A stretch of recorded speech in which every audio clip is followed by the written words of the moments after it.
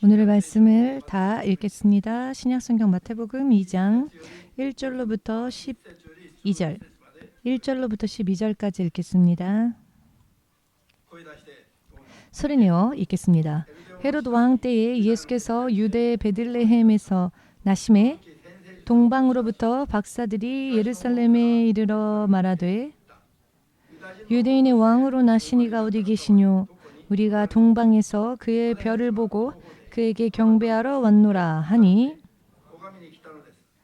헤롯 왕과 곧 온 예루살렘이 듣고 소동한지라. 왕이 모든 대제사장과 백성의 서기관들을 모아 그리스도가 어디서 나겠느뇨 물으니 가로되 유대 베들레헴이오니 이는 선지자로 이렇게 기록된 바 또 유대 땅 베들레헴아 너는 유대 고을 중에 가장 작지 아니하도다. 네게서 한 다스리는 자가 나와서 내 백성 이스라엘의 목자가 되리라 하였음이니이다. 이에 헤롯이 가만히 박사들을 불러 별이 나타난 때를 자세히 묻고 베들레헴으로 보내며 이르되 가서 아기에 대하여 자세히 알아보고 찾거든 내게 고하여 나도 가서 그에게 경배하게 하라. 박사들이 왕의 말을 듣고 가실새 동방에서 보던 그 별이 문득 앞서 인도하여 가다가 아기 있는 곳 위에 머물러 섰는지라. 저희가 별을 보고 가장 크게 기뻐하더라. 집에 들어가 아기와 그 모친 마리아에 함께 있는 것을 보고 엎드려 아기께 경배하고 보배압을 열어 황금과 유향과 몰약을 예물로 드리니라. 꿈에 헤롯에게로 돌아가지 말라 지시하심을 받아 다른 길로 고국에 돌아가니라. 아멘. 만군의 주 되신 하나님, 오늘 주께서 천하 모든 이들을 구원하시기 위하여 미리 예언자들을 통하여 예언하신 대로 동정녀가 잉태하여 아들을 낳고 그 이름을 예수라 하라. 주께서는 실로 2000년 전에 이 예언의 말씀대로 성령의 불가사의한 능력으로 동정녀 마리아의 태를 통해 이 땅에 오셨습니다. 약속해 주신 그 말씀이 육신을 입어 마리아와 요셉의 유전자와는 관계없이 성령의 능력으로 오늘 한 아기가 우리에게 태어나셨다. 이 예수님의 탄생, 이 놀라움을 기념하며 이 예배를 주님 앞에 드리고자 원합니다. 이 예수의 성탄에 합당한 믿음이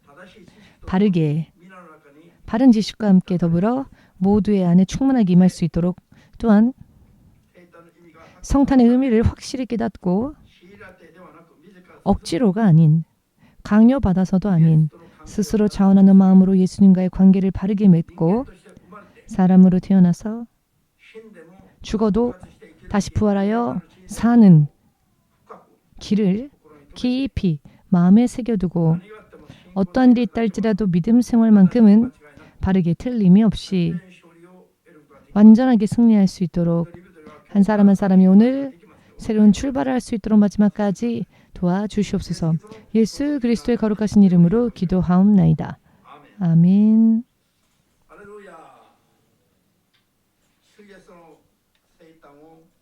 주 예수의 성탄을 여러분은 감사하고 계십니까? 성령으로 인한 탄생, 지난주 설명드렸습니다만 성령으로서 드디어 하나님의 말씀, 약속으로서 예언되어졌던 말씀이 마리아의 신앙을 통해 마리아의 태를 통하여 말씀이 육신을 입고 예수께서 실제로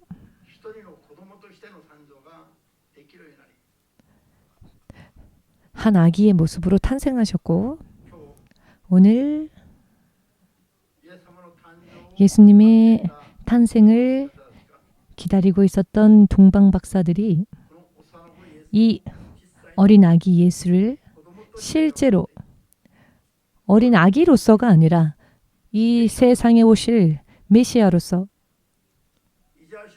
이사야서 9장 6절에서 미리 증언되신 그 말씀처럼 한 아기가 태어났다. 그 이름은 우리들에게 주어진 그 이름이 무엇이었느냐? 그 이름은 어떠한 의미를 가지고 있는 이름인가? 그분의 이름은 규묘자, 모사라, 권세 있는 하나님이시며 어린 아기가 태어났습니다. 그런데 이 아기가 세상에서 놀랄 수밖에 없는 그런 지도자라는 것입니다. 세상에는 많은 지도자들이 있지요. 그렇지만 그 위에 서 계신 지도자, 그분은 권세 있는 하나님이십니다. 또한 모든 이들의 영원한 아버지, 영원한 생명의 아버지 되십니다. 또한 이분은 평화의 왕이시다. 각 나라마다 왕이 있지만 그 왕 위에 선 왕. 어린 아기가 태어났는데 이 아기가 여러 많은 이름을 가지고 있습니다. 그 아기가 드디어 탄생하셨음을 우리가 기념하여 이 시간 예배를 드리고 있습니다. 이것이 얼마나 커다란 의미를 가지고 있는가. 이분께서 예수가 세상에 오셨다는 것, 예수께서 이 땅에 오셨는데 그 오신 세상, 그 세상은 어떠한 세상인지, 또한 이 예수께서 세상에 오신 것이 세상 사람들에게 있어서 어떠한 의미를 가지고 있는지, 또한 세상에 있는 사람들이 어떠한 믿음으로 살아야 할 것인지 등에 대하여 지난주 설명드린 마리아, 성령에 의해 마리아를 통한 성령에 의한 예수님의 탄생에 대해서 우리가 나누었고요. 오늘은 드디어 이분께서 태어나셨을 때 세상 사람들이 어떻게 그분께 대하였는지, 지난주와 또 이번 주의 사건만을 바르게, 이 사건만이라도 바르게 깨닫는다면 세상 사람들이 어떻게 살아야 할지가 명확하게 설명이 충분히 될 것입니다. 실로 놀라운 기록입니다. 할렐루야. 이 예수님의 탄생, 지금 말씀드린 것처럼 한 아기가 우리에게 나셨는데 그분은 이 세상의 왕 중의 왕, 최고의 왕, 그 이름은 기묘자라. 이 세상에도 나라들이 있고 각 나라마다 왕이 있지만 만왕의 왕, 왕 중의 왕이시다. 그리고 이분은 영원한 아버지이신데 100년 인생 살고 말 그런 육체의 아버지가 아닌 영원한 생명을 주신 아버지이다. 한 아기가 태어났는데 이 아기가 사람에게 있어서 필요한 모든 것을 다 가지고 이 땅에 오셨다는 것입니다. 이 아기가 태어났다는 것, 이것이 얼마나 놀라운 일인지, 이 세상에 거하는 모든 이들에게 있어서 얼마나 놀라운 일인지, 여러분 이 세상을 한번 생각해 보시죠. 이 세상, 사람이 사는 이 세상은 구약 성경도 신약 성경도 많이 설명하고 있습니다만 이 세상은 본디 하나님의 천국으로부터 하나님 나라에서 쫓겨난 타락한 천사장과 그 천사장을 쫓았던 타락한 천사들이 함께 던지어져 버린 음부입니다. 이사야서 14장 11절에서 15절 사이를 보시면 타락한 천사장과 그를 쫓던 천사들이 하늘에서 내쫓겨 던지어진 곳이 어디인가? 그곳이 음부이며 또 그곳은 우리가 거하는 이 땅이기도 합니다. 이 땅, 이 세상의 상태는 흑암의 상태였다. 전혀 빛이 없는 그런 곳이었다. 전혀 빛이 없는 흑암의 세상이었다. 유다서 1장 6절을 보셔도 하나님께 대하여 자신의 그 자리를 지키지 않고 자신의 직분을 지키지 않고 하나님께 섰던 그 하나님께 대항했던 그 천사장이 이 땅에 던지어졌다라는 동일한 설명이 이루어지고 있습니다. 창세기 1장 2절 3절을 보시면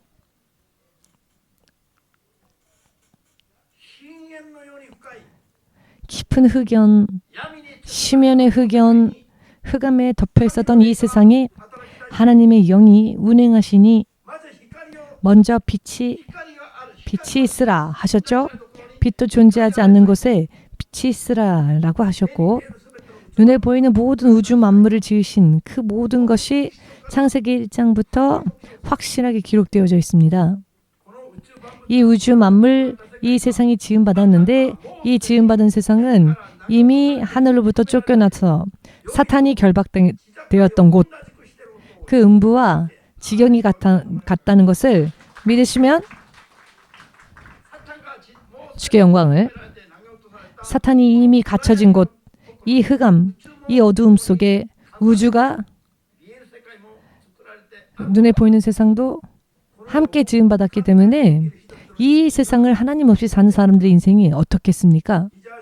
이사야서 59장의 10절 이하 말씀을 보시면 벌건 대낮이라 할지라도 한낮이라 할지라도 마치 아무것도 보이지 않는 한밤중인 것처럼 더듬더듬할 수밖에 없다는 것. 왜? 너무나도 어두워서 칠흑같이 깜깜해서 해가 중천에 떴음에도 불구하고 마치 전혀 빛이 없는 암흑 속에 더듬더듬하며 헤매는 것처럼 사람들의 삶이 영적으로 그렇다는 것입니다. 지금 제가 꽃까지 이렇게 자, 세상이 그런 상태라는 것입니다. 지금 내가 어디에 살고 있고 어디를 향하고 있으며 어디에서 거하고 있는지도 모르고 사는 사람들이 너무나 많지요. 사람으로 태어났다면 먼저 자신이 거하는 곳이 어디인지, 자신이 지금 어디를 향해 달려가고 있는지를 먼저 알아야 하지 않겠습니까? 아멘. 방향도 정하지 않은 채 그냥 마구잡이로 달리는 사람이 있겠습니까? 이상한 사람이 아니고서는 그렇게 마구잡이로 달리지 않을 겁니다. 여러분, 인생의 목적도 세우지 않은 채 그냥 될 대로 되라 하면서 어찌되건 상관없다 하면서 사는 사람들이 물론 가끔은 있지만 그 사람은 자기에게 있어서 이상한 사람입니다. 그렇지만 보통 사람이라면 먼저 자신의 인생의 방향을 정하겠지요. 오늘도 어떤 사람은 긴시조역에 도착해서 긴시조역의 남쪽 출구로 나가서는 경마를 하러 가는 사람도 있고 어떤 사람은 똑같은 역에 내려서 북쪽으로 나와서는 이 교회 예배당에 나와 하나님께 예배드리는 자들이 있습니다. 사람이 마음으로 정하는 거죠. 어디로 갈 것인가? 3부 예배에 오시는 분들은 대체적으로 남쪽으로 흘러가신 분들이 많은데 저분들의 입술을 통해 듣습니다. 목사님, 남쪽이요 더 매력 있습니다. 긴시조는 이렇게 말합니다. 왜냐하면 경마하는 곳이 있으니까요. 여기에 와서 교회에 와서 인생은 이러해야 한다. 잘못된 부분을 바로 잡아야 한다라는 말을 듣는 걸 싫어합니다. 그렇지만 그러한 권면을 듣지 않으면 그저 태어나기만 한 채 영적인 것을 아무것도 알지 못하는 사람은 이와 같은 이야기를 듣지 못하면 인생이 바로 설 수 없습니다.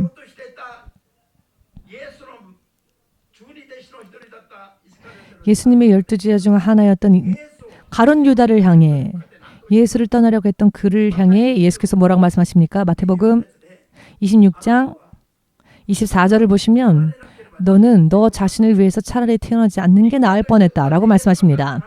사람으로 태어나서 오히려 예수님을 배신하고 자기 뜻대로 사는 것이 사람으로 차라리 낫지 않는 게 더 나을 뻔한 일이라고 예수께서도 그렇게 말씀하셨습니다. 왜 그런 말씀을 하셨을까요? 인생의 목적과 방향조차 알지 못한 채 마구잡이로 달리기 때문입니다. 그리고 성경은 세상과 모든 것을 지으신 하나님께서는 이렇게 말씀하십니다. 사람은 태어나면 한 번 죽는 것이 정한이치요. 그 어느 누구도 사망을 피할 수 없죠. 언제까지나 무한히 살 수 있는 사람은 없습니다. 언젠가는 모두가 하나님께서 정하신 그 연수에 따라 그 110년을 넘기지 못하고 죽습니다. 창세기 6장을 통해 하나님께서는 사람의 연수를 정하셨지요. 사람들의 죄가 범람하는 세상을 보시고 하나님께서 사람을 지으신 것을 후회하셨다고 하셨습니다. 120년 이상 사람이 세상을 살게 해도 더 나빠질 뿐이지 그 사람에게 있어서 오히려 악한 일만 더하는 일이기 때문에 도저히 볼 수 없는, 봐줄 수 없는 일들만 하니까 여러분들이 교회에 오지 않고 무슨 일을 하는지 제 눈에도 보일 정도인데요. 여러분, 세상은 이렇게 흑암 속이다. 영적으로 볼 때는 흑암이다. 내 안에 기분, 감정, 마음, 생각 이와 같은 것이 없다고, 그런 눈에 보이지 않는 게 내 안에 있을 리가 없다. 나는 이 몸뿐이다 라고 생각하는 분 있으면 손 들어 보십시오. 아무도 안 드시네요.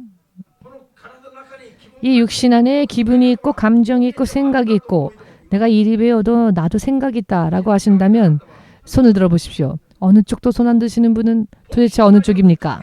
목사님 앞에서 여러분이 계시는 게 아니라 지금 말씀 앞에 하나님 앞에 여러분은 와 계십니다. 그것은 운명이 바뀌는 길 앞에 있다는 것입니다. 예수님 믿으면서 보이지 않으니까 라고 말하는 사람이 있다면 예수님이 안 보이니까 안 믿는다 라고 하는 사람이 있다면 그 사람에게 말하겠습니다. 당신의 생각이 없습니까? 당신의 마음이 없습니까? 생각과 마음은 눈에 보이지 않지만 그 생각과 마음은 있지요. 보이지 않는 게 없는 것이 아니라 보이지 않아도 존재하는 게 있습니다. 제가 여러분들에게 아니 눈에 안 보이니까 당신에겐 생각이 없겠죠? 마음이 없겠죠? 라고 한다면 여러분들은 저에게 화를 내시겠죠? 여러분, 하나님이 계십니다. 성경은 그 깊은 비밀까지 알려주고 계십니다. 그렇지만 믿으려 하지 않는다면 자기 안에 있는 보이지 않는 것을 인정하려 하지 않는 자와 똑같습니다.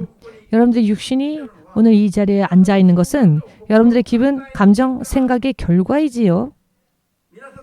여러분들의 기분과 감정이 긴시조의 남쪽으로 갔다면 여러분들의 몸이 남쪽으로 같이 갔겠죠. 여러분들의 기분, 감정과 분리하여 몸만 이곳에 오는 일은 없을 겁니다. 보이지 않는 기분과 감정과 마음과 생각에 의하여 몸이 움직여 이곳에 옵니다. 사람이 깨닫지 못하는 또 영이라는 것이 사람 안에는 있습니다. 하나님은 영이시며 사람 안에도 영이 있습니다. 사람 안에 있는 영이야말로 하나님의 씨입니다. 그렇기 때문에 사람은 하나님을 믿지 않으면 안 됩니다. 아멘 되십니까? 그 하나님의 이름이 바로 예수다라고 우리에게 가르쳐 주셨습니다.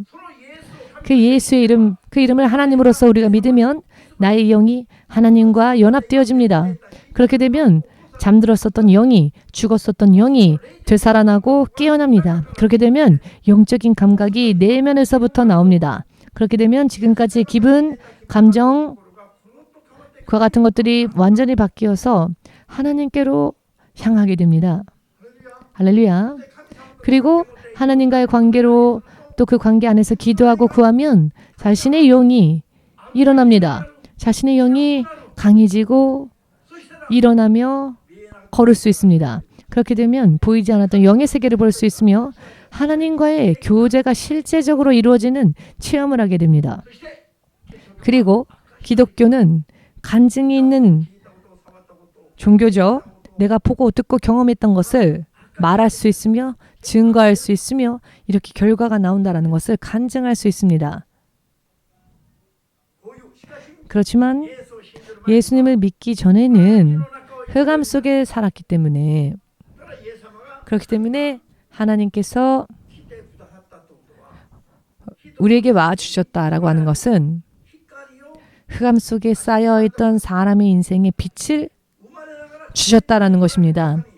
나면서부터 흑암 속에 태어났기에 도대체 무엇이 있는지를 모르는 채로 살았지만 그 흑암 속에 빛이 임하면 이 세상이 어떠한 세상이군지 어떠한 것이 있는지 알 수 있고 볼 수 있게 되죠. 예수님을 알게 되면 인생의 방향과 인생의 길과 내가 여태까지 무엇을 해왔으며 또 앞으로 무엇을 해야 할지가 다른 사람도 그렇지만 자기 자신의 것도 보이게 됩니다. 왜냐하면 흑암 속에서 빛으로 인도받게 되기 때문입니다.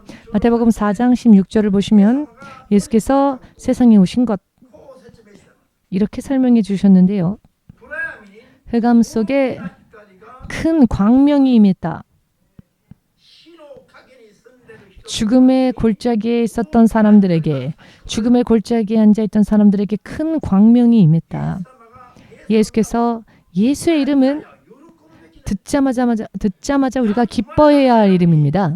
나면서부터 흑암 속에 태어났던 내 인생에 세상에 넘는 커다란 광명이 임하였고 내가 가야 할 인생의 길, 내가 가야 할 인생이 확실하게 드러나게 되고 보이게 되는 일이기 때문에 예수님의 이름이 사람에게, 인류에게 주어졌다는 것, 예수님의 탄생하심이 얼마나 놀랍고도 가치 있는 일인지를 우리는 깨달아야 합니다.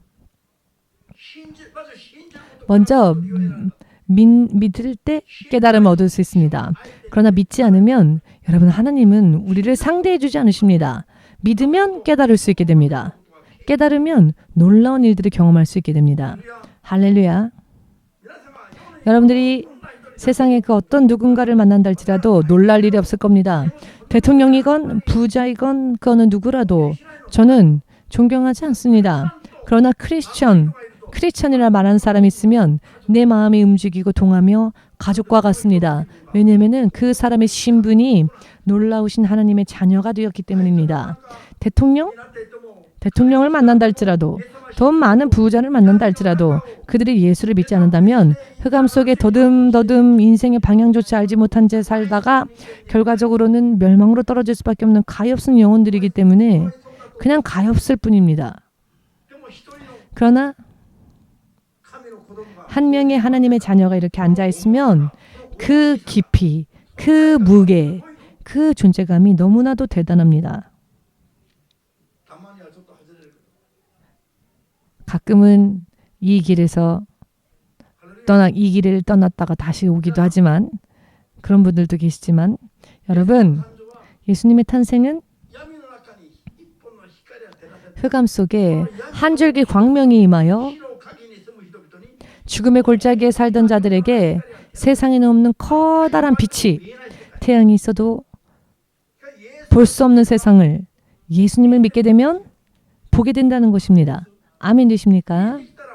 보게 되면 저처럼 자신의 나라까지도 한 번에 버리는 겁니다. 나라를 떠나는 데 있어서 그때까지 자신이 소망했었던 길을 버리는 데 있어서 저는 1분도 망설이지 않았습니다. 1초도 망설이지 않았습니다. 다만 무엇을 생각했느냐면 만일 그것이 하나님의 뜻이라면 그 뜻을 따라야 하지 않겠는가? 이런 마음부터 출발했습니다. 하나님의 뜻이라면 따라가지 않을 수 없다. 따라가지 않는 게 오히려 이상한 일이니까요. 따라가지 않을 수 없다. 하나님의 뜻이라면. 다만 이것이 정말 하나님의 뜻인지 어떠한지 확인해야겠다. 확인할 기도가 필요했을 뿐이지 하나님의 뜻이라면 당연히 순종하겠습니다. 왜냐하면 그것이 길이니까요.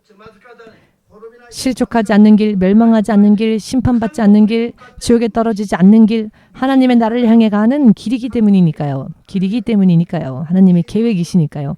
믿으십니까? 지난주 설교 말씀에 동정녀가 천사에게 이런 이야기를 듣습니다. 너가 성령이 임하면 잉태하여 아들을 낳을 것이다. 그 당시에는 처녀가 아이를 낳으면 돌을 맞아 죽을 수도 있는 상황이었지만 그런 상황과 앞으로 닥쳐올 일들을 걱정하지 않고 다만 그녀는 이렇게 말합니다. 저는 하나님의 계집종이오니 하나님의 뜻이 그대로 이루어지기를 원하나이다. 그 결과 어떻게 되었습니까? 그가 죽임을 당했습니까? 혹은 정혼한 자에게 버림받았습니까? 죽을 수도 있는 상황이었으나 하나님의 계집종이었던 그녀는 세세토록 복받은 여인, 복 있는 여인으로 변화되었습니다. 신앙의 결과는 현실을 초월하여 하나님으로 인해 멸망치 않는 약속이 주어집니다. 그렇기 때문에 마리아의 믿음은 그것이 말씀이라면 그것이 하나님의 뜻이라면 그대로 이루어지기를 원하나이다. 세상의 환경과 상황이 어떻건 자신의 형편이 어떻건 그것은 상관없었습니다. 그녀는 그런 믿음을 보였죠. 그 믿음을 보임으로 인해 그녀는 영원토록 세세토록 복 있는 여인이 되었습니다. 본인이 스스로 그렇게 고백했지요. 믿으십니까? 오늘 흑암 속에 한 줄기 커다란 광명이 임하였고 눈이 있어도 보지 못하는 사람들의 세상에 마치 눈이 떠진 것처럼 인생이 무엇인지를, 사람은 어떻게 살아야 하는지를, 또한 사람의 정체는 무엇이며 사람은 하나님의 자녀 되기 위해 지음받은 존재라는 것, 사람은 하나님의 자녀가 되기 위해 하나님으로 인해 지음받은 존재입니다. 그런데 하나님의 나라에서 버림받았기에 다시 그 나라로 돌아갈 수 있는 믿음을 가져야 합니다. 그것이야말로 사람이 소망해야 할 인생의 길입니다. 그것을 빛을 비춰주시며 우리에게 가르쳐 주신 분이 오늘 아기로서 태어나신 예수님이십니다. 예수께서 태어나실 때 세상은 잠들어 있었지요. 이분이 태어나셨을 때 대부분의 사람들은 관심이 없었습니다. 여기에는 큰 의미가 있습니다. 2000년이 지난 오늘날에도 이분께서 오시고 성장하여 주가 되시고 메시아가 되시고 죽으셨으나 다시 부활하여 하늘로 올라가시고 이제 다시 오실 날이 임박해 오는데, 지금 세상의 많은 대다수의 영혼들은 마치 맹인과 같이 보지 못하며 주께서 다시 오시는 것에 대해서는 안중에도 없고 이 세상에서의 삶에만 집중하고 있습니다. 관심이 없습니다. 예전이나 지금이나 변한 게 없습니다. 그러나 세상 사람들이 깊이 잠들어 있던 그때에 이방 땅이었던 동방의 3명의 박사들이 세상 사람들과 함께 깊은 잠에 빠져 있지 않았죠? 저들은 별들의 움직임을 관찰하며 별들의 움직임을 보며 먼저 자신들의 모든 것을 걸었습니다. 먼저 별이, 성경을 보면 천사들이 별과 같이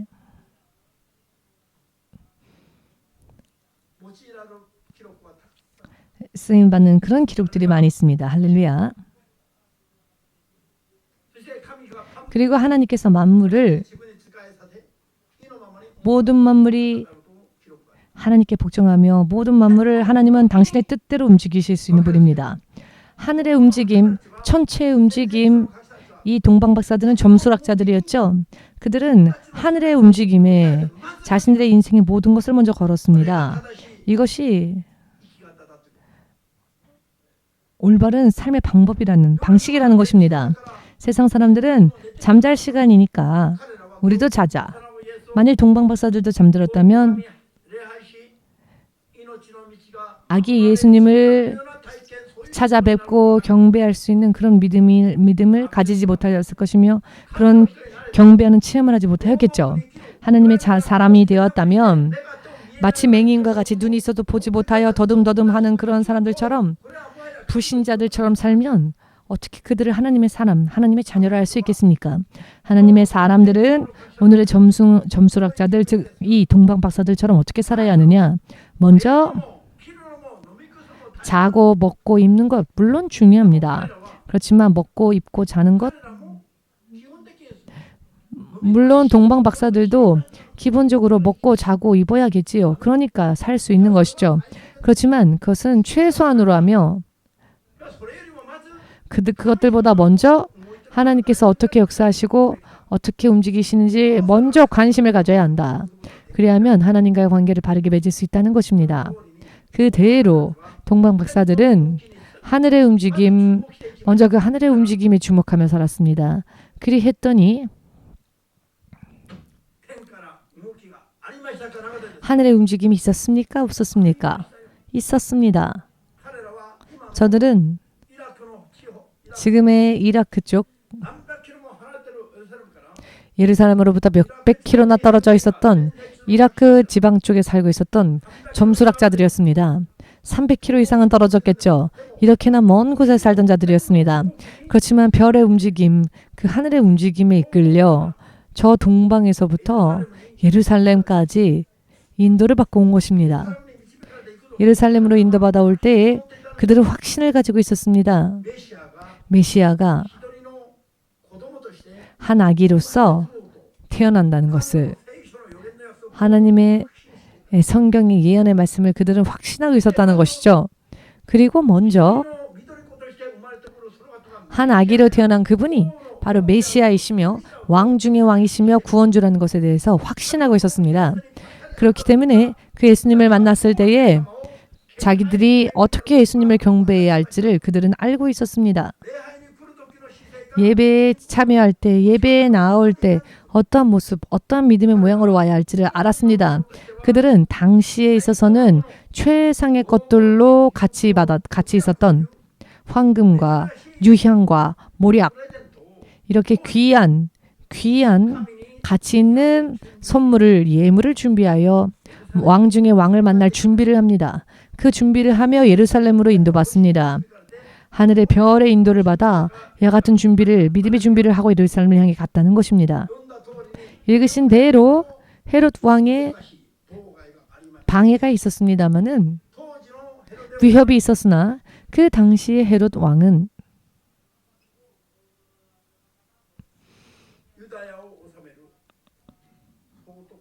유대를 다스리던 총독이었죠.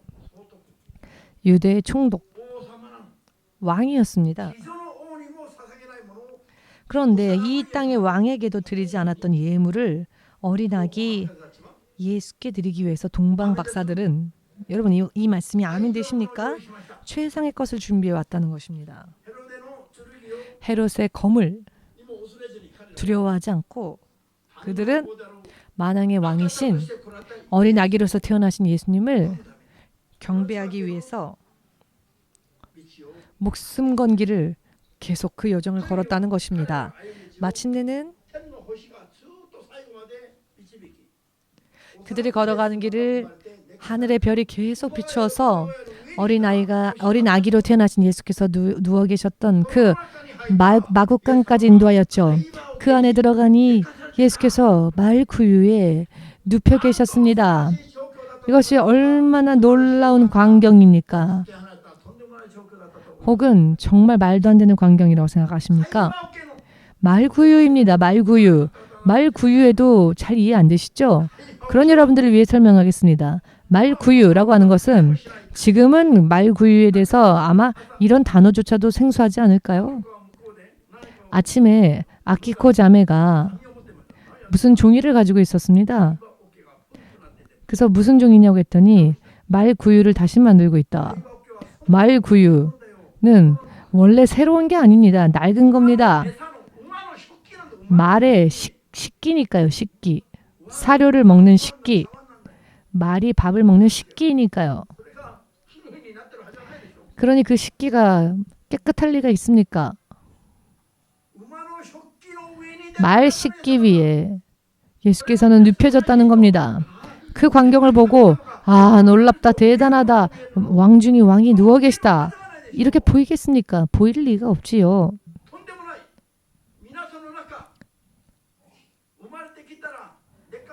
여러분들 중에 아기가 태어났는데 일평남짓 집도 없어서, 병원에서 출산할 돈도 없어서 말구유에 눕힌 채로 태어난 그런 분 계십니까? 안 계시겠죠? 세상이 예수님을 받지를 못했습니다. 예수님의 탄생에 아무런 관심이 없었고 아무런 준비도 없었습니다. 어디를 두드려도 만실입니다. 만실입니다. 어느 여관도, 어느 숙박소도. 그래서 예수님은 이미 아기는 태어나려 하고 있는데 어느 곳도 머물 곳이 없고 만실이라 갈 곳이 없으셔서 할 수 없이 들에 있을 수는 없으니까 들어간 곳이 마국간이었고, 침대도 없고 이불도 없으니 천은 있었겠지만, 그래서 말구유 위에 강보에 쌓아서 그 아이를 눕힌 겁니다. 이런 광경을 볼 때 너무나도 초라하고 볼품없게 느껴질 수 있죠. 그렇지만 동방 박사들은 그 눈에 보이는 상황으로 판단하지 않고 그들은 그 별의 움직임을 따라왔기 때문에 이분이 이렇게 태어나신 분이랄지라도 이분은 왕 중의 왕이요 평화의 왕이로다. 이것을 믿었다는 것입니다. 그리하여 기뻐하고 또 기뻐하며 최상의 예물을 예수님께 드리며 경배한 것입니다.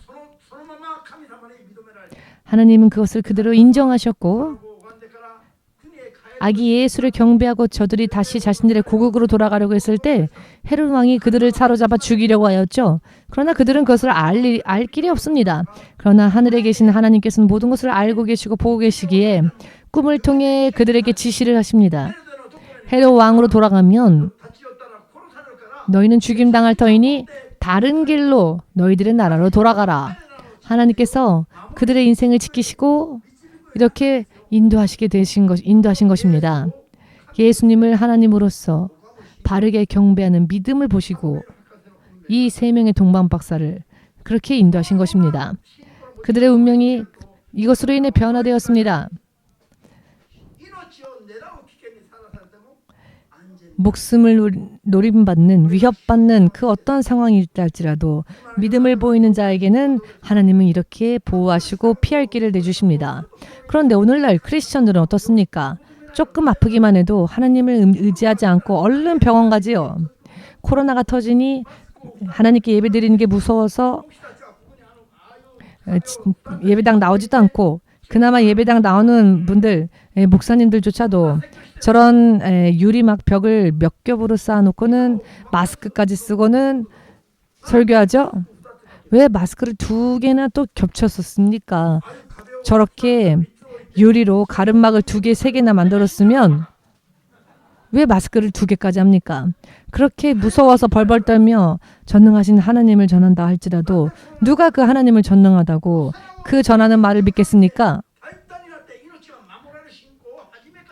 처음부터 이 동방박사들은 어린 아기 그 예수님을 목숨 걸고 경배했는데 예수께서 태어나시고 2000년이 지난 오늘날 그 옛날 예수께서 태어나셨던 그때보다 세상 교회들이 더 깊은 잠속에 빠져 있지는 않습니까?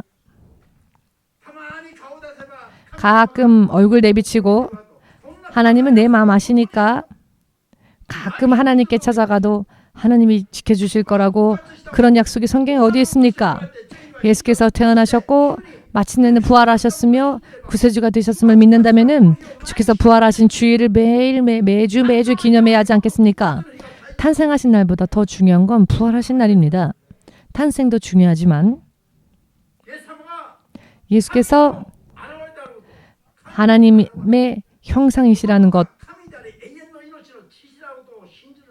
그 예수께서 영원한 아버지라는 것을 믿으신다면 또 그 아버지가 그 예수께서 나를 위해 죽으시고 부활하신 것을 믿으신다면 그 예수님을 따라가면 나도 죽어도 부활하면 하나님 나라에 갈 수 있다는 것을 믿는다면은 우리들의 최우선과 우리들의 최상의 것을 하나님께로 드려야 할 것입니다. 섬겨야 할 것입니다. 그래야만 내 생명이 영원토록 보호하심을 받을 것이며 하나님의 약속이 이루어질 것입니다. 하늘의 별을 움직이시면서까지 우리들을 도우시고 여러분 하늘의 별은 천사들을 상징합니다. 천국에는 별보다도 더 많은 천사들이 있습니다. 천국에는 저 별들의 숫자보다 더 많은 천사들이 있고 그 천사들이 하나님을 섬기지만 하나님 나라에 구원받아 들어간 우리들도 섬긴다는 것을 믿으시기 바랍니다. 그와 같은 믿음으로 산다면 두려울 게 없습니다. 두려울 것은 단 하나. 불신앙에 빠지는 그것이 두려운 일입니다. 아멘. 할렐루야. 동정녀 마리아와 이 동방박사 3명은 오늘날을 사는 세상의 크리스찬들의 믿음의 모범이라 할 수 있습니다.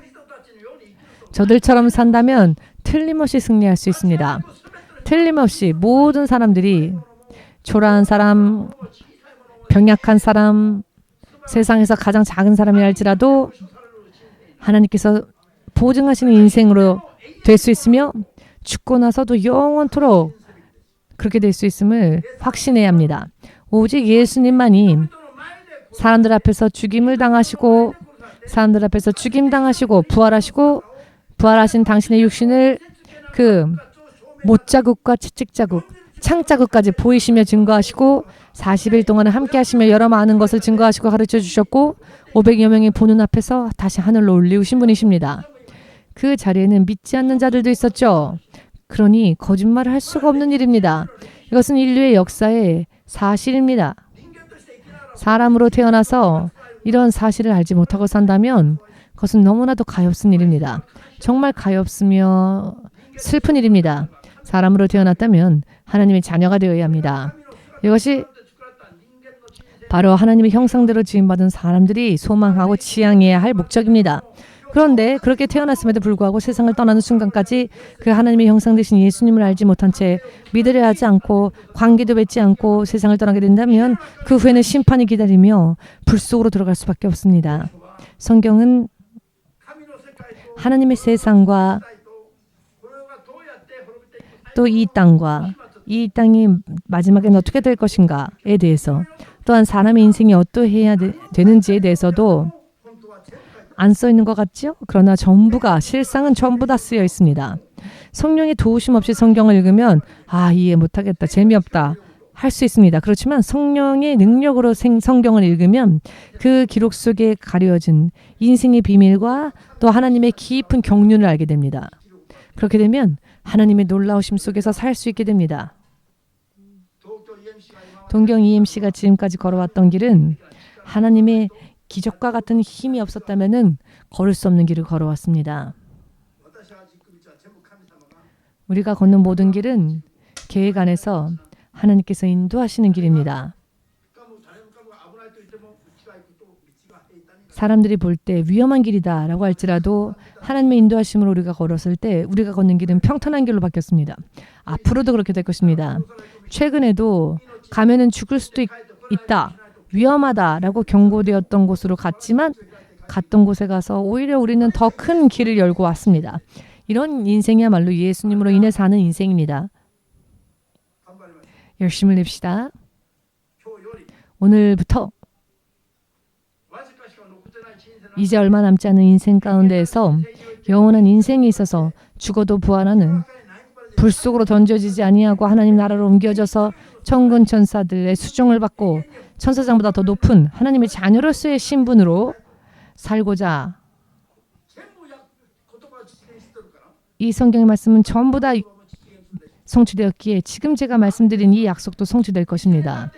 2000년이 지난 오늘날 제가 예수님을 이렇게 믿고 기도해도 실현되어졌던 말씀이 여러분들에게도 믿으면 이루어질 것입니다. 무엇보다도 예수님과의 관계를 목숨 걸고 지키시고 우선으로 하신다면 그 생명을 영원토록 인도하시는 하나님이 계십니다. 아멘 되십니까? 해가 바뀌면 내년에는 불가리아 또 모스크바에 가게 될 것입니다. 최근에 또 미국이 우크라이나에게 사정거리 몇백 킬로나 되는 미사일을 사용할 수 있는 허가를 주었죠. 자칫 잘못하면 신 목사님이 모스크바 갔을 때 몇백 킬로나 날아가는 우크라이나가 발사하는 미사일이 제 머리로 날아올지도 모르지만 그럼에도 불구하고 저는 관계없이 갈 것입니다. 하나님께서 허락치 아니하시면 머리카락 한 올조차 땅에 떨어지지 않으니까요.